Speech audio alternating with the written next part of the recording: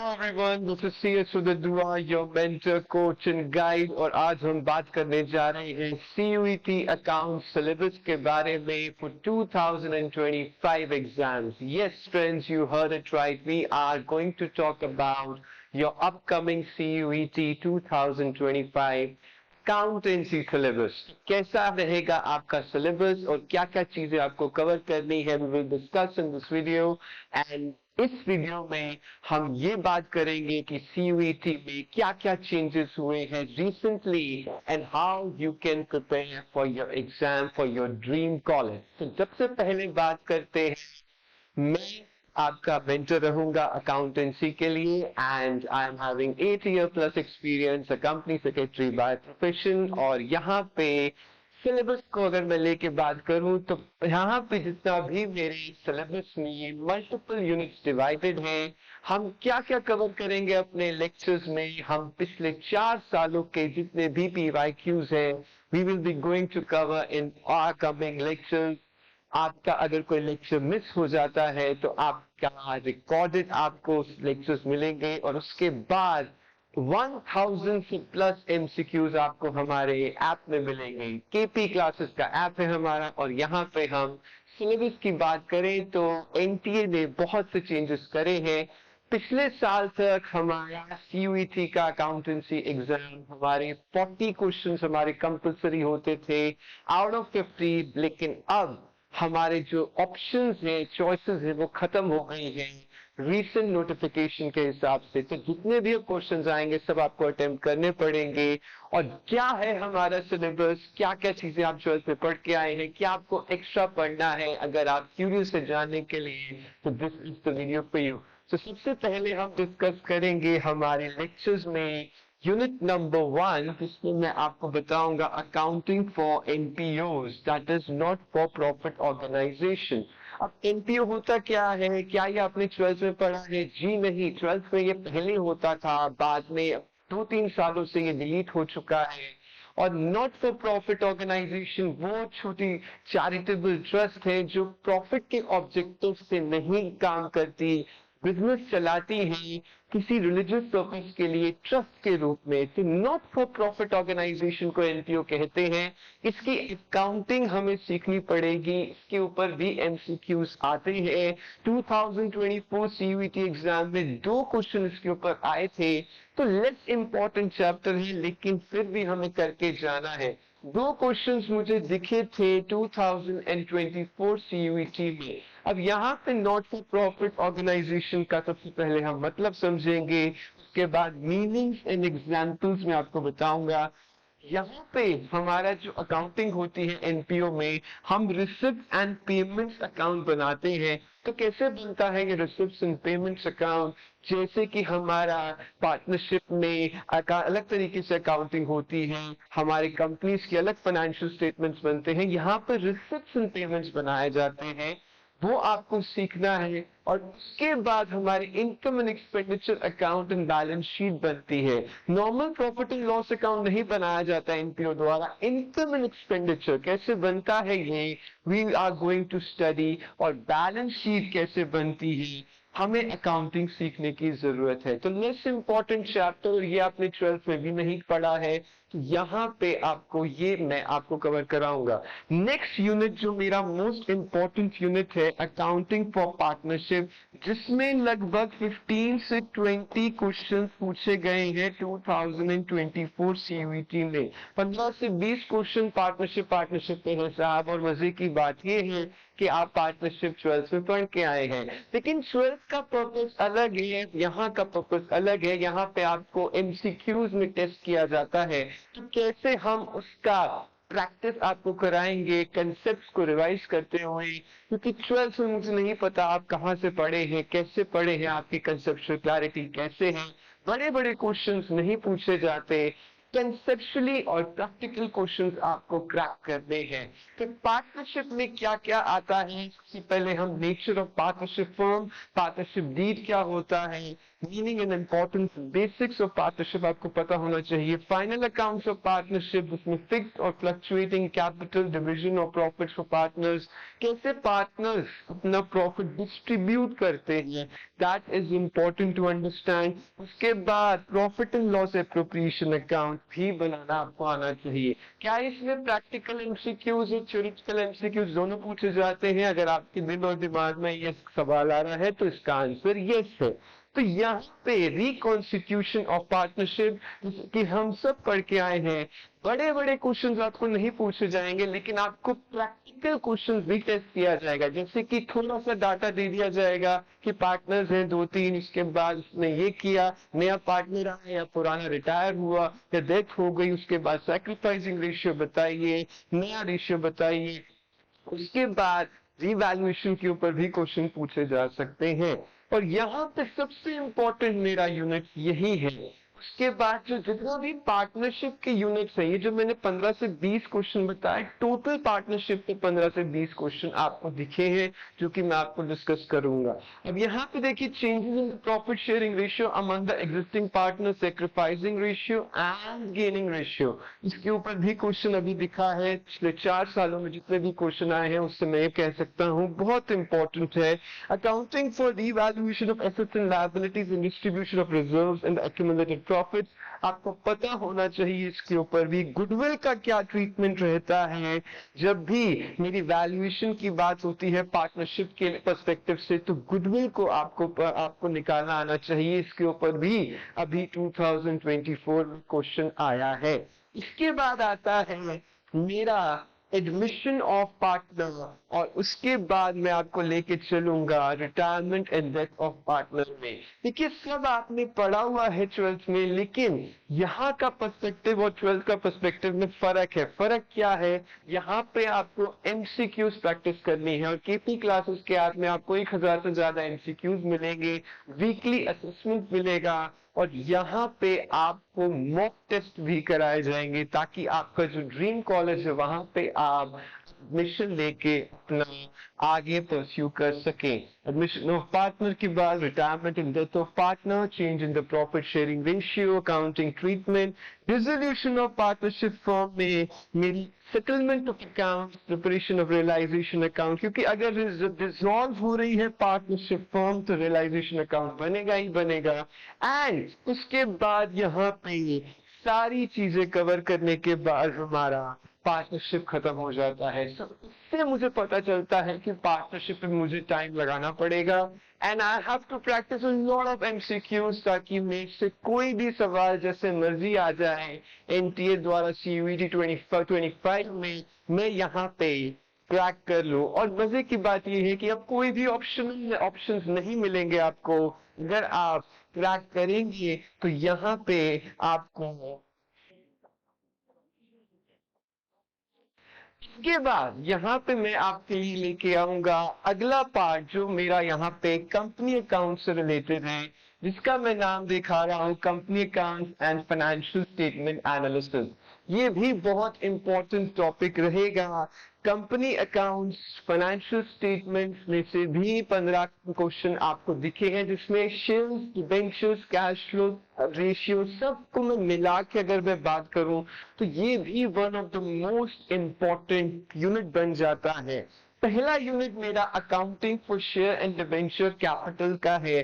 Shares क्या होते हैं, डिबेंचर्स क्या होते हैं, आपको पता होना चाहिए। इसमें भी 5 से 6 क्वेश्चन मुझे दिखे हैं 2024 एग्जाम में, क्योंकि शेयर्स, डिबेंचर्स हमें सबको पता है कि क्या होता है। कंपनी अलग अलग प्रकार की है, शेयर्स इशू करती है, हम शेयर्स खरीदते हैं तो हम ओनरशिप ओन कर सकते हैं। बड़ी कंपनी जैसे इन्फोसिस, टीसीएस, रिलायंस लिस्टेड है, हम बीएससी एनएससी के स्टॉक मार्केट के शेयर्स खरीद सकते हैं और अपनी पार्टनरशिप कर सकते हैं अंबानी जी के साथ अगर हम रिलायंस के शेयर खरीदते हैं।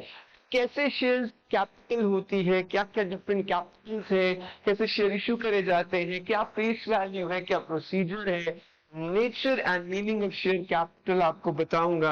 अकाउंटिंग पर शेयर कैपिटल इश्यू कैसे करी जाती है, अलॉटमेंट कैसे होती है, इक्विटी एंड प्रेफरेंस शेयर्स में। इक्विटी एंड प्रेफरेंस शेयर्स अलग अलग हैं, दोनों में क्या फर्क है वो बताऊंगा। अब शेयर्स ओवर सब्सक्राइब हो गए या अंडर सब्सक्राइब हो गए, दोनों में क्या फर्क है, पार पे इशू है, प्रीमियम पे इशू है, डिस्काउंट पे इशू है, क्या शेयर्स डिस्काउंट पे इशू हो सकते हैं, कंपनीज एक्ट मना करता है। जितनी भी बातें यहाँ पे कंपनी के पर्सपेक्टिव से लगेंगी, कंपनीज एक्ट 2013 जो हमारा कानून है हिंदुस्तान में, के हिसाब से आपको पढ़ाया जाएगा और आप सारे प्रोविजंस जो भी लॉ में लिखा है जो कंपनी कंप्लाई करने के हिसाब से ऑब्लाइज्ड है, मैंडेटरी है, सब आपको पता होना चाहिए। और कैसे इसमें से टेस्ट किया जा रहा है आपको, जी हाँ, ये भी आपने 12th में पढ़ा है, लेकिन उसका आपने जर्नल एंट्रीज करी हैं, बड़े बड़े क्वेश्चंस करे हैं। यहाँ पे आपको एमसीक्यू प्रैक्टिस करके हर तरीके का एमसीक्यू आपसे पूछा जा सकता है। Issue for shares other the consideration other than cash आपको पता होना चाहिए।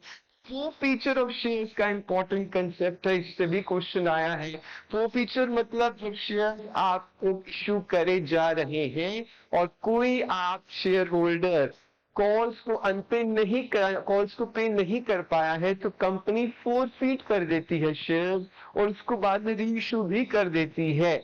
तो उसका ट्रीटमेंट क्या है आपको पता होना चाहिए और इसके ऊपर भी क्वेश्चन टेस्ट हुए हैं। Presentation of shares in debenture capital company balance sheet. देखिए बैलेंस शीट जब मैं कंपनी के पर्सपेक्टिव से बात करूं तो बैलेंस शीट बनती है कंपनीज की शेड्यूल 3 के हिसाब से। शेड्यूल 3 कहाँ पे दे रखा है, कंपनीज एक्ट में दे रखा है। और हर कंपनी चाहे वो इंफोसिस हो चाहे टीसीएस है, जो छोटी मोटी आपने बनाई मेरी बनाई कंपनी है, मुझे इसी शेड्यूल के हिसाब से बैलेंस शीट तैयार करनी पड़ती है और इसको भी आपको सीखना जरूरी है। डिबेंचर्स पार्ट पे इश्यू हो सकते हैं, प्रीमियम पे हो सकते हैं, डिस्काउंट पे या अदर देन कैश पे। क्या होते हैं डिबेंचर्स, कैसे ये शेयर्स से डिफर करते हैं। Debentures is a kind of loan, collateral के हिसाब से डिबेंचर्स इश्यू करके कंपनी डिबेंचर होल्डर्स को ब्याज पे करती है। तो कैसे ये डिफर है शेयर से, शेयर्स में को ओनरशिप का राइट देते हैं, डिबेंचर्स में एक सिर्फ और सिर्फ कोलेटरल है या सिर्फ और सिर्फ लोन की तरह कंपनी इशू कर देती है। दोनों की अकाउंटिंग हमें यहाँ पे सीखने की जरूरत है और यहाँ पे आपको सब कुछ समझाने के बाद मैं आपको रिटेंशन ऑफ डिबेंचर्स पे लेके आऊंगा। अगर इश्यू डिबेंचर्स का समझ आ गया तो डिबेंचर्स का रिडेम्पशन भी आपको पता होना चाहिए। देन आफ्टर फ्रेश इशू और एक्यूमुलेटेड प्रॉफिट और सिंकिंग फंड। जब इतना आप सीख जाएंगे तो यूनिट नंबर 6 में फाइनेंशियल स्टेटमेंट्स का एनालिसिस, जो कि एक इम्पोर्टेंट चैप्टर बन जाता है, इससे भी 3-4 क्वेश्चन इस बार 2024 में देखे गए हैं। फाइनेंशियल स्टेटमेंट्स किसके, कंपनी के पर्सपेक्टिव से, कैसे फाइनेंशियल स्टेटमेंट्स बनाए जाते हैं, कैसे क्या क्या किया जाता है। Majorly preparation of financial statements आपको सिखाए जाएंगे जो कि शेड्यूल 3 के हिसाब से बनाए जाते हैं। फाइनेंशियल एनालिसिस मेरा यहाँ पे टूल ऑफ फाइनेंशियल एनालिसिस मेरे यहाँ पे। उसके बाद एक इंपॉर्टेंट टॉपिक है अकाउंटिंग रेशियोज। जी हाँ, रेशियोज भी आपके सिलेबस में है और रेशियोज से भी मुझे लगभग 5 क्वेश्चन दिखे हैं 2024 सीयूईटी एग्जाम में। तो रेशियोज में liquidity, solvency, activity ratio, profitability ratio जैसे कि मेरा जॉस profit, ROI, return on investment, core profit earning ratio, ये सारे रेशियोज आप कवर करने बहुत जरूरी है। देखिए ये भी काउंटिंग रेशियोज में मेरे लिक्विडिटी रेशियो मेरे क्या होते हैं, जो मेरी कंपनी की बैलेंस शीट से कुछ अमाउंट्स निकाल के कंपनी में लिक्विडिटी कितनी है परफॉर्म करने के लिए वो दर्शाते हैं। जैसे कि मेरे current ratio and liquidity ratio. आपने अगर फॉर्मूले रटे हैं तो बहुत अच्छी बात है, लेकिन रटे हुए फॉर्मूले ज्यादा देर तक याद नहीं रहते। हम इन डेप्थ आपको बताएंगे कि why liquidity ratio is important, solvency and profitability ratio is important, how it impact the company performance.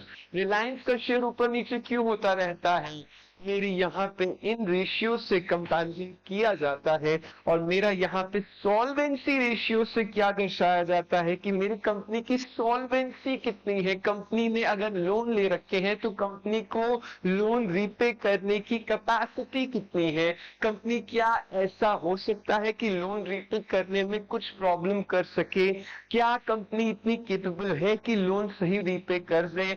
आज की डेट में भारतीय एयरटेल वोडाफोन से बेटर क्यों है, क्योंकि भारतीय एयरटेल प्रॉफिटेबल है और वोडाफोन आइडिया मेरा यहाँ पे लोन्स में लगभग 2 लाख करोड़ का लोन है उसके पास, और यहाँ पे सॉल्वेंसी उनके पास कम है, बहुत ज्यादा कर्जे में डूब गई है। तो एक्टिविटी रेशियो, इन्वेंट्री टर्नओवर, मेरे टर्नओवर रेशियोज हैं। प्रॉफिटेबिलिटी रेशियो दर्शाते हैं कि मेरी कंपनी कितनी प्रॉफिटेबल है, आगे कैसा धंधा करेगी और अपने कॉम्पिटिटर से बेटर है कि नहीं है, कैसे ये आपको पता होना चाहिए। ग्रॉस प्रॉफिट, ऑपरेटिंग प्रॉफिट, क्या ये अलग अलग प्रॉफिट्स हैं या सेम है, बिल्कुल अलग अलग है। और कैसे net profit, ROI, return on investment, earning per share क्या होता है, dividend per share and profit earning ratio क्या होता है, कैसे निकाला जाता है, इसके ऊपर क्वेश्चन आ रहे हैं। और 5 क्वेश्चन मैंने कहा कि आपके इस बार ही पूछे गए हैं। This is how the analysis of financial statement topic is important. मैंने आपको सारी चीजें करानी है। पिछले 4 सालों के आपके PYQs और 1000 से ज्यादा क्वेश्चंस हम आपको प्रैक्टिस कराने वाले हैं, ताकि कोई भी तरीके का क्वेश्चन NTA CUT में पूछ ले तो मेरा बच्चा यहाँ पे डेफिनेटली सही जवाब दे के आएगा। यहाँ पे statement of changes in financial positions भी आपके सिलेबस में है। इसमें एक बहुत important topic cash flow statement है। कैश फ्लो स्टेटमेंट से भी लगभग 5 से 6 क्वेश्चन आए हैं, 5 to 6 क्वेश्चन मुझे चेक करना पड़ेगा, लगभग आई थिंक 6 क्वेश्चन हैं। कब 2024 के CUT में लेटेस्ट बात करेंगे, बिल्कुल ताजी ताजी। अब यहाँ पे कैश फ्लो क्या होता है कि कंपनी जब कैश फ्लो बनाएगी तो कैश फ्लो में अपने साल भर के ऑपरेशंस का बैंक एंड कैश फ्लो के स्टेटमेंट से बताएगी कि कहाँ पैसा आया, कहाँ गया। समझना बहुत जरूरी है, पर कैसे इसमें से क्वेश्चंस आए हैं आपको टेस्ट करना पड़ेगा। उसके बाद जो आपके लिए इंपॉर्टेंट टॉपिक है कंप्यूटराइज्ड अकाउंटिंग सिस्टम, जिसको मैं प्यार से CAS कहता हूँ, जिसको आपने 12th में नहीं पढ़ा है। इससे भी 5 से 6 क्वेश्चंस आते हैं जिसको आपको पढ़ना बहुत जरूरी है। इसमें हम देखेंगे कि अकाउंटिंग का पर्सपेक्टिव कंप्यूटर्स में कैसे निकाला जा रहा है, जिसका मैंने पहला चैप्टर ओवरव्यू का है। इसमें types of computerised accounting system, software की बात करेंगे, डाटाबेस मैनेजमेंट सिस्टम की बात करेंगे, कैसे ये इसमें से क्वेश्चंस आए हैं उसकी भी बात करेंगे। थ्योरेटिकल क्वेश्चंस आते हैं यहाँ पे, इन कंसेप्ट आपको समझने बहुत जरूरी है। क्या ये आपने 12th में पढ़ा है? The answer is no. Features of computerised accounting system, structure of computerised accounting system, accounting system को इस्तेमाल किया कैसे जा सकता है। आपने सुना होगा ERP, टैली, DBMS, ये सारी कुछ चीजों से ही अकाउंटिंग चल रही है। तो मेरी steps in installation, preparation of chart of accounts, codification, hierarchy, ये मेरी डाटा एंट्री, वैलिडेशन, ये सब मेरी adjustment entries, preparation of financial statements, ये सब आपको सीखना पड़ेगा कंप्यूटर्स के पर्सपेक्टिव से, जिससे आप आने वाले समय में इस अकाउंटिंग पर्सपेक्टिव से जो भी आप सीख रहे हैं, यहाँ पे आप अकाउंट्स को कंप्यूटर से लिंक करके अपने बिजनेस में या अपने जॉब में इस्तेमाल कर सके। नेक्स्ट टॉपिक आता है use of database management system, accounting with database management system, DBMS। ये भी इंपॉर्टेंट है। ये होता क्या है, ऑब्जेक्टिव क्या है, कैसे अकाउंटिंग इंफॉर्मेशन आसान तरीके से इससे निकाली जा सकती है, जैसे सेल्स रिपोर्ट हो गई, कस्टमर रिपोर्ट हो गई, एम्प्लॉयज की प्रोफाइल हो गई। DBMS से आपका सारा काम होता है। उसके बाद accounting application of electronic spreadsheet को एक्सेल, MS एक्सेल अगर आपने इस्तेमाल किया है तो बेसिक MS एक्सेल आपके करिकुलम में है। स्प्रेडशीट उसे कहते हैं जो मेरा MS एक्सेल, माइक्रोसॉफ्ट एक्सेल में मैं कैसे स्प्रेडशीट डिजाइन करता हूँ, रोज इन कॉलम्स में कैसे मेरे अकाउंट्स में यूज किया जाता है, कैसे डेप्रिसिएशन मेरे टैंजिबल एसेट्स के ऊपर लगा के मैं अपने डिफरेंट फॉर्मेट्स में अलग अलग शीट पे मेरे अकाउंटेंट यहाँ पे सारी चीजें बनाते हैं। और यहाँ पे मुझे सारी चीजें सीखने के बाद प्रैक्टिस करते हुए इतनी सारी चीजें बात करनी है। तो यहाँ पे मैं बहुत सी चीजें बताऊंगा आपको स्प्रेडशीट्स के बारे में भी, के ऊपर भी 5 से 6 क्वेश्चंस आए हैं कंप्यूटराइज्ड अकाउंटिंग सिस्टम के ऊपर। तो ये रहेगा हमारा पूरा करिकुलम CUET 2025 के लिए। आपके मन चाहे कॉलेज में एडमिशन लेने के लिए बहुत अच्छे मार्क्स लाने बहुत जरूरी है। किस बात का है इंतजार, आज ही हमारे केपी क्लासेस में जो उड़ान बैच है उसको ज्वाइन कीजिए ताकि आप CUET से अच्छे मार्क्स ट्रैक कर सके। क्या मिलेगा आपको? 100% लाइव क्लासेस, 100% कवरेज। कोई क्लास मिस हो जाती है हम आपको रिकॉर्डेड बैकअप देंगे, 1000 से ज्यादा MCQs प्रैक्टिस, इसमें 4 सालों से CUET चल रहा है। आपको सारी प्रैक्टिस कराई जाएंगे एग्जाम के क्वेश्चंस, और उसके बाद मॉक टेस्ट, आपका वीकली असेसमेंट और भी बहुत कुछ। तो क्या आप आज ही उड़ान बैच के लिए एनरोल कीजिए। That's all from my side. You take care of yourself and I'll see you in the Udan batch. Goodbye. KP classes dedicated to excellence.